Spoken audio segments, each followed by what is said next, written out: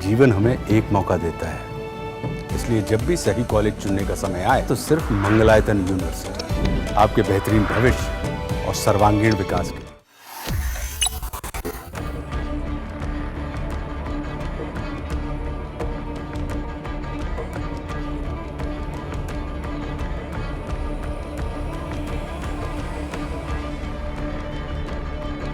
रूस और यूक्रेन युद्ध के 3 साल से भी ज़्यादा हो गए हैं, लेकिन ये युद्ध थमने का नाम नहीं ले रहा है। डोनाल्ड ट्रंप ने भी एड़ी चोटी का जोर लगा लिया है, लेकिन वो पुतिन और जेलेंस्की को नहीं समझा पाए। इसी वजह से अब अमेरिका ने रूस पर दबाव डालने के लिए फिर से यूक्रेन में बड़ी संख्या में हथियार पहुंचाने शुरू कर दिए हैं। इसी बीच उत्तर कोरिया, जहां के तानाशाह किम जोंग उन हैं, उनकी तरफ से एक बड़ी धमकी आई है।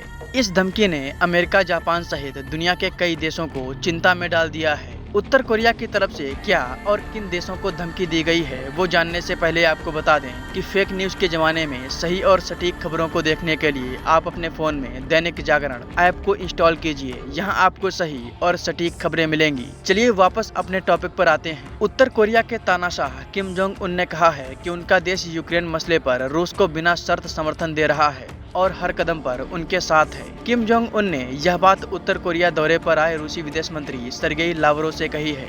यूक्रेन युद्ध के लिए उत्तर कोरिया रूस की ओर से लड़ने के लिए सैनिक भेज रहा है और सैन्य सामग्री की आपूर्ति कर रहा है। उत्तर कोरिया के अभी तक 10,000 सैनिक यूक्रेन भेजने की जानकारी है। इसके अतिरिक्त उत्तर कोरिया ने बड़ी संख्या में गोला बारूद रूस भेजा है। दक्षिण कोरिया की खुफिया एजेंसी के अनुसार उत्तर कोरिया अभी तक रूस को करीब 1 करोड़ 20 लाख तोप टैंक के गोलों की आपूर्ति कर चुका है। लावरोव का 3 दिवसीय कोरियाई दौरा हथियारों की आपूर्ति के लिए बेहद अहम माना जा रहा है। किम और लावरोव की मुलाकात तटवर्ती शहर वोनसान में हुई है। उत्तर कोरियाई नेता ने कहा कि वह रूस के साथ मिलकर विश्व शांति के लिए कार्य करने को तैयार है। वार्ता में किम जोंग उन ने आश्वस्त किया कि यूक्रेन युद्ध के कारणों को खत्म करने के रूसी नेतृत्व के निर्णय में उत्तर कोरिया पूरी तरह से साथ खड़ा है।